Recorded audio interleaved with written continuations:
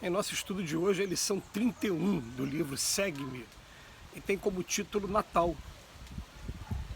Glória a Deus nas alturas e paz na terra aos homens de boa vontade. Evangelho de Lucas, capítulo 2, versículo 14. As legiões angélicas, junto à manjedoura, anunciando o grande renovador, não apresentaram qualquer ação de reajuste violento. Glória a Deus no universo divino, paz na terra, boa vontade para os homens. O Pai Supremo, legando a nova era de segurança e tranquilidade ao mundo, não se declarava um embaixador celeste investido de poderes para ferir ou destruir. Nem castigo ao rico ou avarento, nem punição ao pobre desesperado, nem desprezo aos fracos. Nem condenação aos pecadores, nem hostilidade para com o fariseu orgulhoso. Nem anátema contra o gentio inconsciente. Derramava-se o tesouro divino pelas mãos de Jesus para o serviço da boa vontade. A justiça do olho por olho e do dente por dente encontraram, enfim, o amor disposto à sublime renúncia até a cruz. Homens e animais, assombrados ante a luz nascente da estrebaria, assinalaram júbilo inexprimível. Daquele inovidável momento em diante, a terra renovar-se-ia. O algoz seria digno de piedade, o inimigo converter-se-ia em irmão transviado. O criminoso passaria à condição de doente.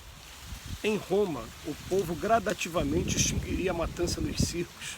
Em Sidom, os escravos deixariam de ter os olhos vazados pela crueldade dos senhores. Em Jerusalém, os enfermos não mais sofreriam relegados ao abandono nos vales de imundície. Jesus trazia consigo a mensagem da verdadeira fraternidade e, revelando-a, transitou vitorioso no berço de palha, do berço de palha ao madeiro sanguinolento. Irmão que ouves no Natal os ecos suaves do cântico milagroso dos anjos, recorda que o Mestre veio até nós para que nos amemos uns aos outros. Natal, boa nova, vontade, estendamos a simpatia a todos e começamos a viver realmente com Jesus sob os esplendores de um novo dia. Emmanuel nos emociona que com duas lições seguidas falando do Natal, né, que a lição de ontem também trouxe o mesmo versículo no início do Evangelho de Lucas, capítulo 2, versículo 14, e depois desenvolveu o tema. Só que hoje o Emmanuel nos faz uma viagem para mostrar para a gente assim, o que vem acontecendo aqui na Terra desde a chegada do Cristo. E a gente parar para observar uma das histórias mais extraordinárias, e a gente pode falar que a mais extraordinária, porque como é que pode um homem sem autoridade, autoridade da terra, e sem ser um rei, sem ser um grande guerreiro, e de repente ficar marcado, ser divulgado para gerações posteriores, sempre com uma mensagem de paz, e é paz o tempo todo. A gente não consegue visualizar em momento algum do Evangelho qualquer expressão de agressividade, qualquer expressão de violência. Algumas pessoas interpretaram equivocadamente aquela passagem do Vendilhões do Templo, quando Jesus, dando uma orientação muito enérgica para aqueles que estavam no templo, que o conheciam e que o respeitavam, né, mas sem momento nenhum ter violência e ter agressividade, aquela passagem foi interpretada equivocada. Não existe agressividade na mensagem do Cristo em momento algum. E o que o Emmanuel procurou trabalhar com a gente aqui mais ou menos é assim, Jesus nos convida o tempo todo a amar ao próximo, mesmo que a gente não ame o comportamento que ele está tendo nesse momento, né? É aquela coisa assim, a gente condena o crime, mas a gente procura ajudar o criminoso o tempo todo, porque segundo umas palavras de Chico Xavier, uma vez foi perguntado para ele: Chico, o que é criminoso na sua concepção? E ele deu uma resposta que é marcante para a gente. Ele fala: criminoso somos todos nós quando somos descobertos. Aquele que estiver isento de pecado aqui na terra, que tire a primeira pedra. Todos nós temos problemas com o Evangelho, todos nós temos problemas com a lei divina. Deixou essa mensagem para a gente. Então, Jesus vem falando para a gente vai identificar aquilo que é contrário ao Evangelho, vai procurar identificar na gente aonde eu estou desafinado com essa lei e procurar fazer um trabalho que começa aqui dentro da gente, em primeiro lugar com a gente. Quando a gente consegue trazer os nossos exemplos para o próximo, aí a gente consegue influenciar também o próximo. mas a gente influencia muito mais através de exemplos, de atitudes, do que simplesmente de meras palavras, até quando essas palavras são também feitas aqui pela internet. Não adianta nada, eu estar fazendo esses estudos todo dia e estar fazendo tudo o contrário do que a gente vem estudando, do que a gente vem lendo. Então, Emmanuel vem chamar a atenção para a gente, olha, vamos guardar isso.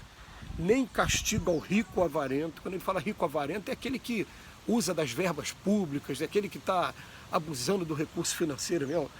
Jesus, de momento nenhum, falou de castigo para ele e também nem punição para o pobre desesperado.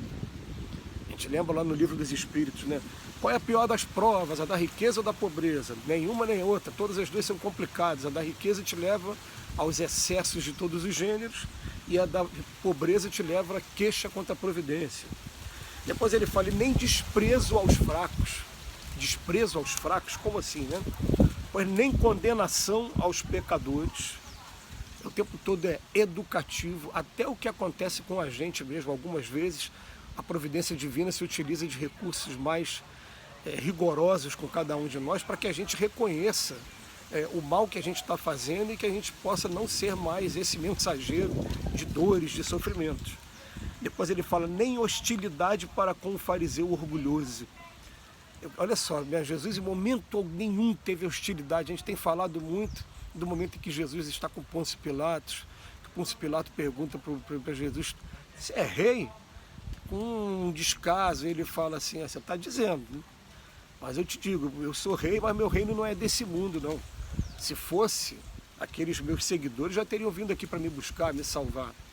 E na segunda vez, quando Pôncio Pilatos entra com esse orgulho, aí Jesus simplesmente se cala, fazendo sua oração, envolvendo Pôncio Pilatos.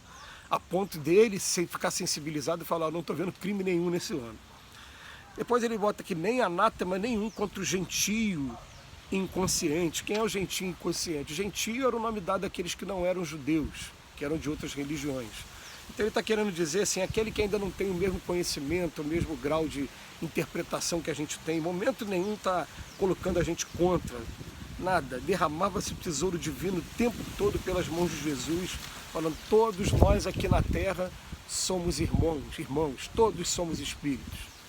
A gente tem diferença de casta, diferença de raça, diferença de sexo, todos somos espíritos. E ele coloca aqui para a gente que a justiça do olho por olho, dente por dente, encontrara, enfim, o amor disposto a sublime renúncia até a cruz. E é claro, homens e animais de lá para cá começaram a ver essa luz nascente. E a gente saiu da época de Roma, onde você tinha matança nos circos, em Sidom, onde se furava os olhos dos escravos, ou em Jerusalém, onde as pessoas eram colocadas em prisões que não saíam dali, raríssimos conseguiram sair dali, e a gente chega às condições de vida que a gente vem chegando hoje. Por quê? Porque a gente observa, conforme o tempo vai passando, que o Cristo vai sendo conhecido no mundo todo. Esse simples galileu que quando esteve aqui não teria título nenhum, não tinha onde colocar nem a cabeça, não tinha provisões, não era pessoa rica, né?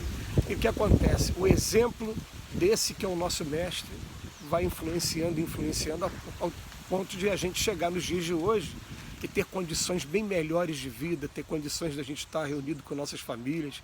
A gente gosta sempre de bater nessa tecla, que na época do Cristo era tão ruim a vida em sociedade que as pessoas falavam em salvação, me salva daqui pelo amor de Deus. Hoje não, hoje a gente fala assim, hoje a gente sabe que as condições de saúde ainda são complicadas, o SUS, nossa, a gente sabe que a corrupção ainda é alarmante, mas hoje a gente consegue ter tranquilidade, ter lugares como esse aqui, em contato com a natureza, com amigos, com muitos adolescentes que estão aqui para estudar a Bíblia também, daqui a pouco, e a gente consegue ter momentos como esse.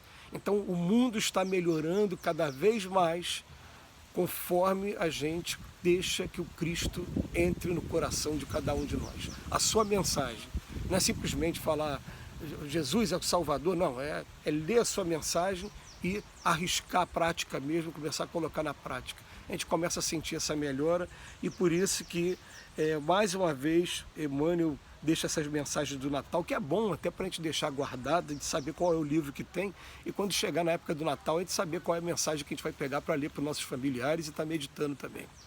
Que Jesus nos abençoe hoje e sempre.